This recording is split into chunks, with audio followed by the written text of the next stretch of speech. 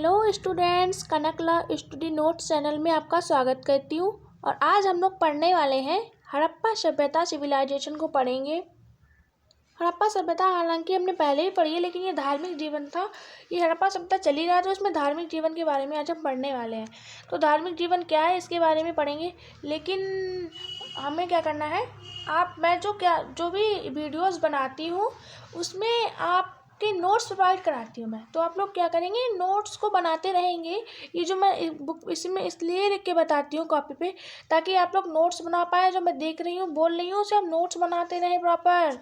अगर आप लिखेंगे, नोट्स के लिए आपको चैनल दिया गया है, और फिर आप चाहे तो उसे समझ भी सकते हैं, लेकिन आप नोट्स बनाते रहेंगे, इससे आपको याद भी रहेगा। ये इसलिए चैनल बनाया गया है। तो आप लोग प्रॉपर नोट्स बनाते रहिए, आपके लिए अच्छा है, इसलिए बता रही हूँ।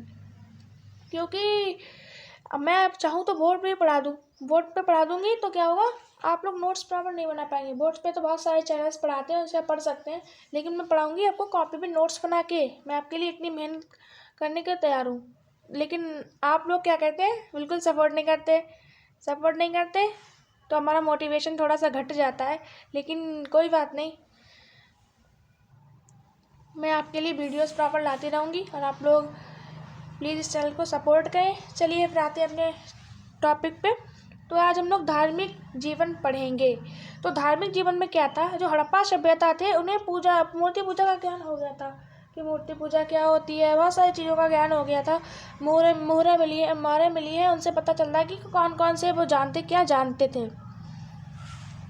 हड़प्पा में पाए जाने वाले अवशेषों में से किसी के बारे में यह विश्वासपूर्वक नहीं कहा जा सकता कि इनमें कोई देव मंदिर भी था, परंतु कुछ मूर्तियों और मुख्यतः विभिन्न मोहरों पर विभिन्न आकृतियों से हमें यहाँ के निवासियों के धर्म का अनुमान होता है कि यहाँ के निवासी थे, उनको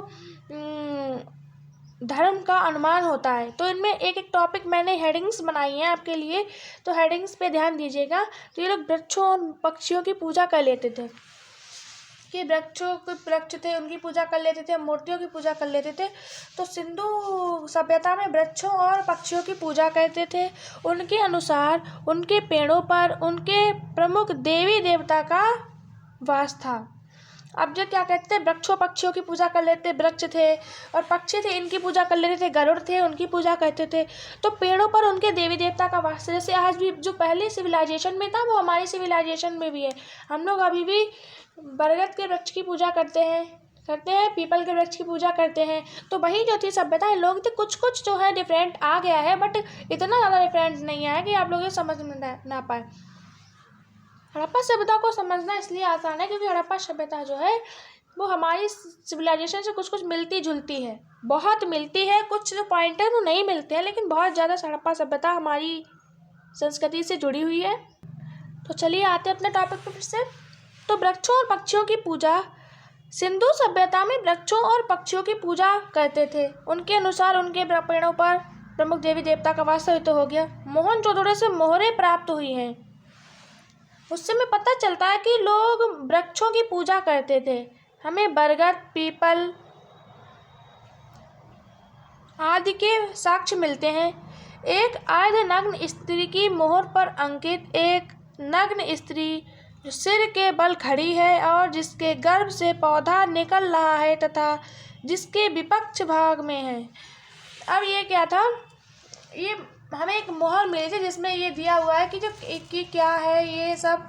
तो इसमें आगे देखते हैं। भाग से विपक्ष भाग में हंसिया लिए हुए एक मनुष्य के सम्मुख एक स्त्री हाथ जोड़कर बैठी है। यानी कि इससे क्या, तो मातृ देवी की पूजा की ऐसे देखी, पढ़ने से पता चलता है कि यहाँ पे मातृ देवी की पूजा थी। तो विपक्ष भाग में हंसिया लिए हुए एक मनुष्य के सम्मुख एक स्त्री हाथ जोड़कर बैठी है।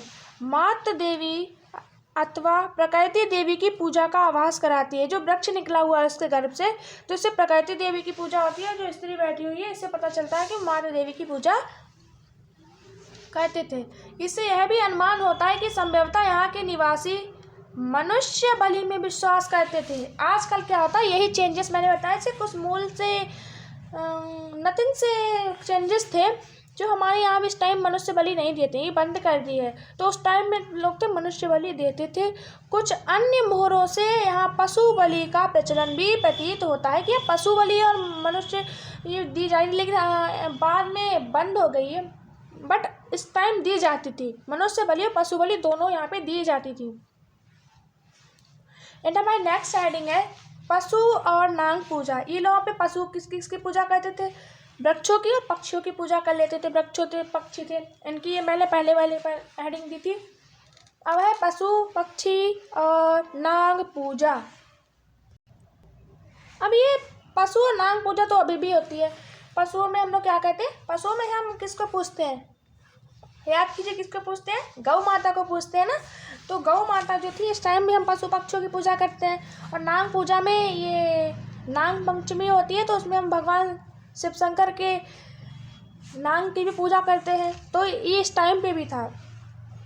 सिंधुवासी पशुओं की और सर्पों की पूजा करते थे। ये लोग पशुओं में मुख्यतः कुबड़वाला, सांड अथवा नंदीवैल, गेंडा व शिव का वाहन इत्यादि की पूजा करते थे। एक मोहर पर त्रिमुखी ध्यानस्थ एक योगी अंकित है, जिसे हाथी, चीता, गैंडा और भैंसा घेरे हुए है।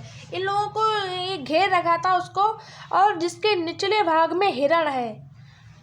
इसके सिर पर 2 सींग हैं। एक पशुपति और महायोगी शिव का प्रतीक माना गया है। पशुपति और शिव, महायोगी शिव की जो थी, उनका प्रतीक माना गया। मोहरों पर अंकित विभिन्न पशु पक्षियों की आकृतियां यह आभास कराती हैं कि पशु पक्षी या तो स्वयं अथवा देवताओं के वाहन के रूप में पूजनीय थे। परंतु कुबड़ वाला बैल का समकालीन शिव से कोई संबंध नहीं था। उस टाइम पे कुबड़ वाला एक बैल भी होता था, जिसका भगवान शिव से कोई भी कनेक्शन नहीं था।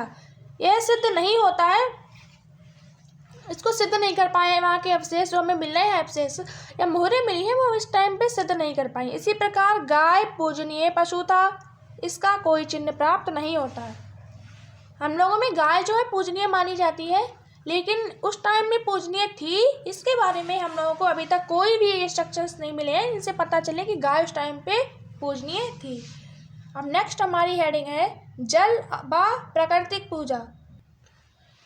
तो हड़प्पा सभ्यता में खुदाई के दौरान जो जलाशय स्नानागार मिला है, ये आप देखो प्राकृतिक पूजा क्या थी? जल की पूजा करते, जल से और प्राकृतिक पूजा किया करते थे।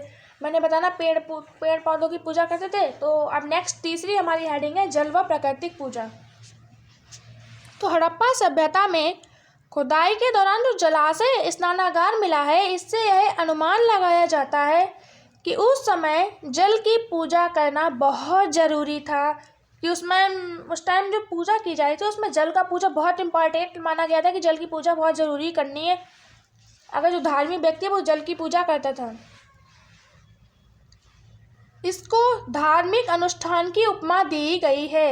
एंड कुछ चिन्ह जैसे विभेदिकाएँ, स्तोतिक, ओम, ये किसी ना किसी देवताओं के चिन्ह के रूप में माने जाते थे। देखिए जो ओम का चिन्ह था, ये ओम का चिन्ह ये इस टाइम भी प्रेजेंट में भी है। ओम हमारा भगवान शिव शंकर का प्रतीक माना गया है।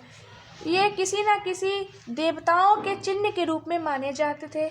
हड़प्पा निवासी नदी को पूज्य मानते थे अथवा नहीं, यह स्पष्ट नहीं है।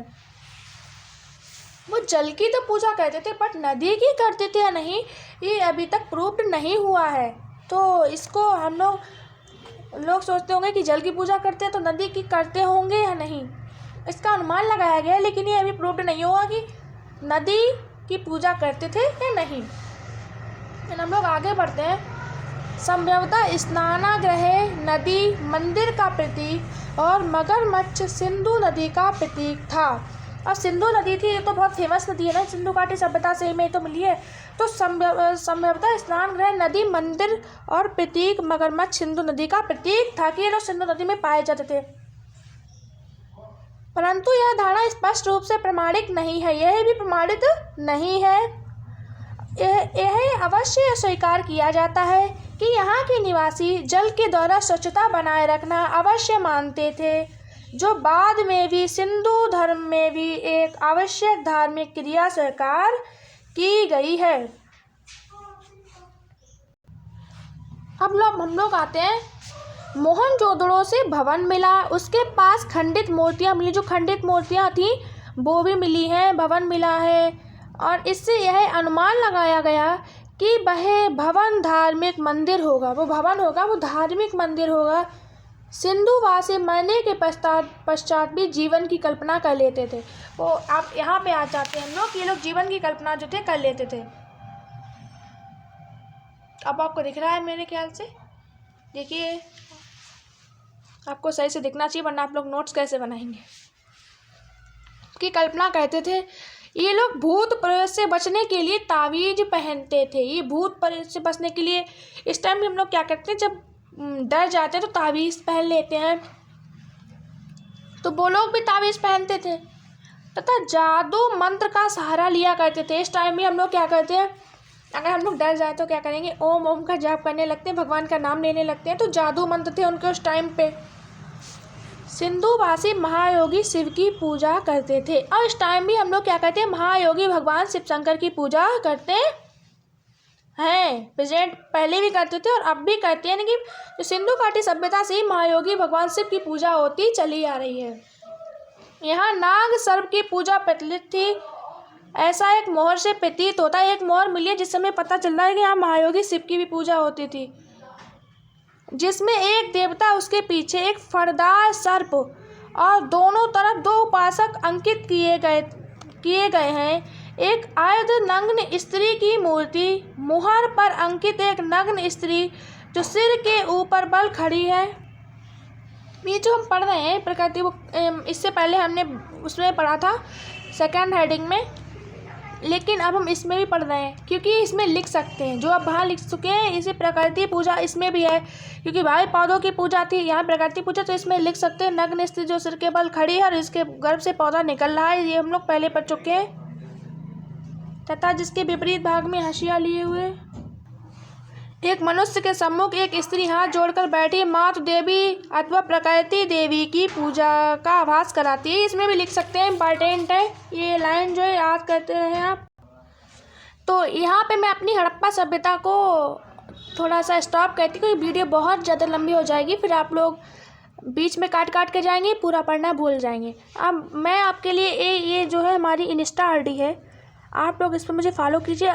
एंड आपका कोई भी क्वेश्चन हो जिसे आप सॉल्व करवाना चाहते हो कि इस पर मैं वीडियो बनाऊं और आपके सामने लाऊं, और कोई भी सोल्यूशन चाहना चाहते हो किसी भी चीज़ का जो आपको आप क्लासेस में पढ़ते होंगे ना समझ में आया, तो मैं इस चीज़ टॉपिक पर वीडियो आपके लिए बनाऊंगी। तो आप लोग उस पर मुझे इंस्टाग्राम पर उसकी क्वेश्चन की फ़ोटो भेज दीजिएगा या तो मैसेज कर दीजिए, तो मैं आपके लिए जो प्रॉब्लम है आपको सॉल्व करूँगी।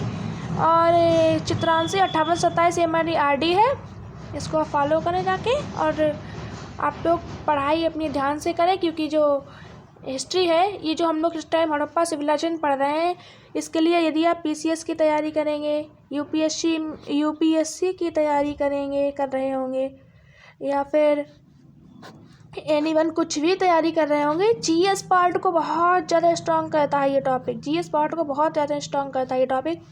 तो इसे आप पढ़ते रहें, और कोई भी टॉपिक समझ में ना तो आपके लिए मैंने इंस्टा आईडी बता दी है, इसे आप आराम से इससे मैसेज कर सकते हैं, कोई विदाउट हेजिटेशन, ओके।